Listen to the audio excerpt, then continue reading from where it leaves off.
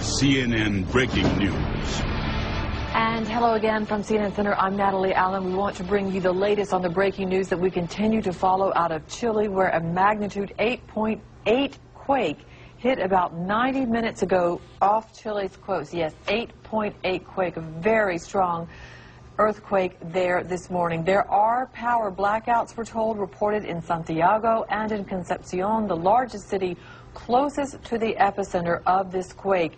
A tsunami warning has also been issued for the region. We'll continue to talk with people as we get them on the telephone. We'll bring you what people are telling us about power outages. Right now, we want to take you to the weather center where Ivan Cabrera is following the tsunami warning. Ivan, what can you tell us? Yeah, Natalie, and that's been the update here from when we last spoke to you here. Again, obviously the upgraded magnitude there at 8.8, and I'll talk about the difference in magnitudes in a second here. But the important thing is now we're now getting measurements of reports of tsunami wave activity, and this earthquake did indeed produce a tsunami. How destructive, how large it's going to be, we just don't know yet, but preliminary amplitudes as far as the waves, we're clocking them in at about 1.3 meters off of Valparaiso there, off of Chile, and that occurring minutes after the earthquake here. Notice the proximity now of the epicenter here off the coast of Chile here.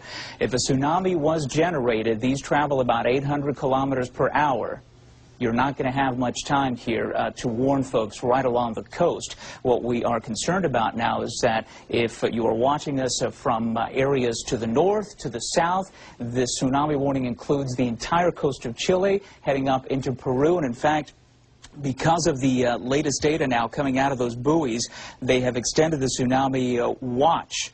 There's a warning for Chile, there's a warning for Peru, and the watch that was in effect for Ecuador is now in effect for Colombia, Antarctica, Panama, and Costa Rica. So we're talking about an expansive area here, and as far as the travel times, of course, the further away from the epicenter, the more time you have before a destructive tsunami does arrive. And again, as far as the potency of it, we just can't tell you, but preliminary data certainly indicate that a tsunami was generated from this incredible earthquake. When you talk about an 8.8, every magnitude that you go up, Haiti was a 7. So when you go from a 7, say, to an 8, that's 32 times the energy higher that's released from that earthquake. So we're talking almost a 9 here, so almost a 64. Imagine the Haiti earthquake being 64 times greater in intensity as far as the waves that are propagated from that epicenter as that rupture occurs.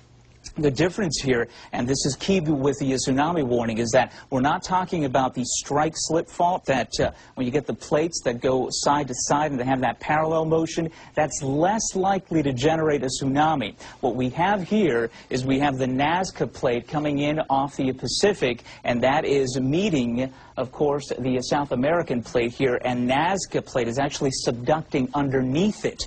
So what happens is when you get that earthquake, you get an up and down motion, and that generates obviously the earthquake, but also when you get an up and down motion, that can generate a tsunami. And in fact, with this one, it was generated. As far as how destructive it's going to be, it is just too preliminary to talk about that. But as far as, let's say the tsunami wasn't, let's say if it wasn't even generated, an 8.8 is going to cause considerable damage to structures.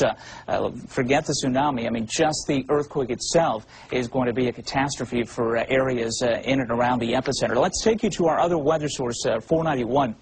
Because I want to talk about the perspective here and put it in perspective as far as our magnitude here. Remember, Haiti is 7.0, major earthquake, considerable damage. When you talk about an 8.0 or greater, we call them the great earthquakes. They don't happen often. In fact, you get about 0.3 happening in a year, which means that in a typical year you may not get any. Well, so far in 2010 now we have one. A great earthquake, communities destroyed. Unless you design, engineer a building specifically to withstand an 8.0 greater earthquake, you are going to get damage. Even buildings that are well built, there is going to be significant damage in those buildings. Buildings that are poorly built are going to be completely destroyed with an 8.8 magnitude quake in and around that epicenter. And again, as you saw with Haiti there, with those poorly constructed structures, a 7.0 caused all that devastation. And 8.8, almost to 9, is, Natalie, about 64 times greater than what we saw in Haiti. So we're going to watch this very closely here. We're going to be with you throughout the day, and we're going to hope to get some information out of that region. But I must say, if we're getting power outages about 300 kilometers away, that would be the capital in Santiago. You can imagine what's going on in places, say, like Concepcion, which is much closer to the epicenter where that rupture earthquake occurred. Natalie.